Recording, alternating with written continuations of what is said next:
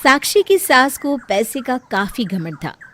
वो किसी को भी अपने आगे कुछ ना समझती, नौकरों को डांटती और सारा दिन बैठी टीवी देखा करती। साक्षी के भाई की शादी आने वाली थी, जिसके लिए वो शॉपिंग करने बाजार जाती है। वो बाजार जाने के लिए घर से निकलती है तो सामने उसकी सास बैठी होती है।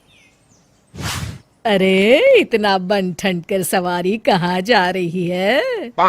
कभी अपनी सास को भी पूछ लिया करो, जब देखा झोला उठाकर निकल पड़ती हो।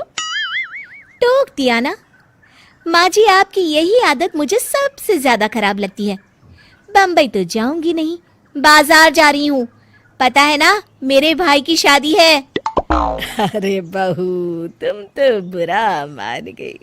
जाओ जाओ, मैं तो बस बोल रही थी कि कभी मुझसे भी पूछ लिया करो साथ चलने के लिए।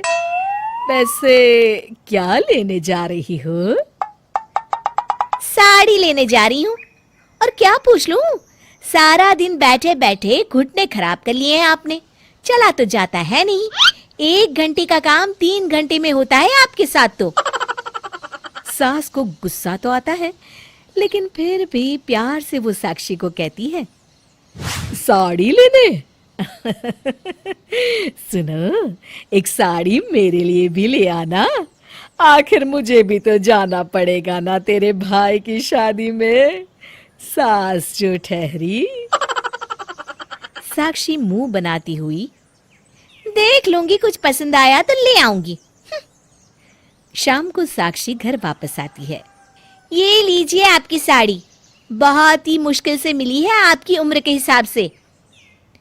सास साड़ी देखती है और साक्षी को भी उसकी साड़ी दिखाने को बोलती है, लेकिन जब वो ये देखती है कि साक्षी की साड़ी लाल चटक रंग की है और उसकी सिंपल, तो वो भड़क जाती है।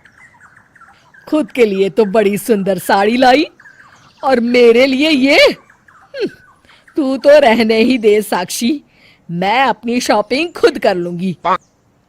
साक्षी की सास तुरंत बाजार जाती है और लाल रंग की चटक साड़ी ले आती है। अगले दिन शाम को साक्षी की सास लाल चटक रंग की साड़ी पहनकर तैयार हो जाती है और दोनों शादी में जाते हैं, जहां सभी साक्षी की सास का मजाक बनाते हैं।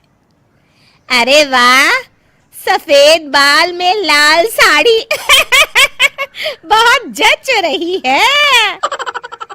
साक्षी को ये सब सुनकर बेइज्जती महसूस होती है, लेकिन वो कुछ नहीं बोलती और सास के साथ घर आ जाती है। अगले दिन साक्षी का टेलर घर में उसके लिए घेर वाला पार्टी गाउन लेकर आता है, जिसमें ढेर सारे चमकीले सितारे लगे होते हैं और वो ऑफ शोल्डर होता है। साक्षी वो पहनकर किसी पार्टी के लिए निकल रही होती है, जिसे उसकी सास देख लेती हैं और अगले दिन वैसी ही ड्रेस वो भी ले आती हैं। साक्षी की सास वो ड्रेस पहन तो लेती है, लेकिन उसे पहनकर वो खड़ी ही नहीं हो पाती है और कमरे से ही साक्षी को आवाज देती हैं, साक्षी! अरे ओ साक्षी, कहाँ मर गई? जल्दी मेरे कमरे में आ। साक्षी सास की आवाज सुनकर घबरा जाती है। वो भागकर उनके कमरे में जाती है और सास की हालत देखकर हैरान रह जाती है। फिर जोर जोर से हंसती है।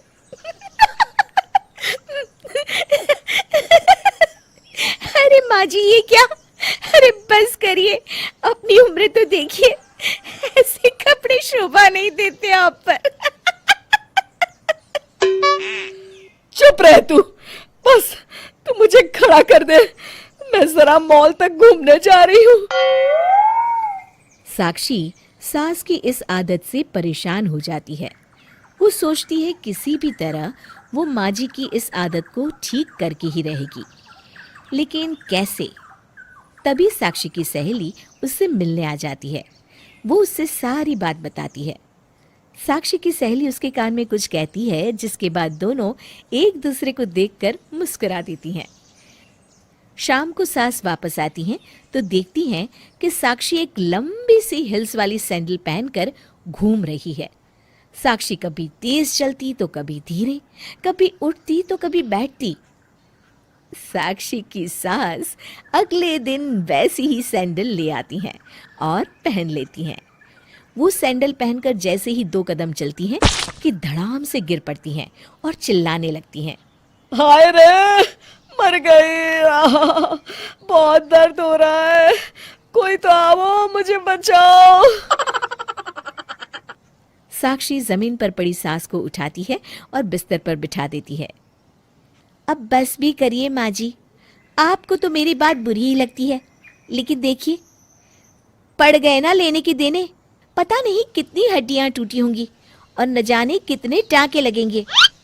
अरे नहीं नहीं, ऐसा ना बोल बहू, बहुत दर्द हो रहा है। तू तो बस डॉक्टर को बुला दे, मैं अब कभी तेरी नकल नहीं करूंगी। उम्र के हिसाब से पहनावे की शोभा है, ये बात मैं समझ गई हूँ।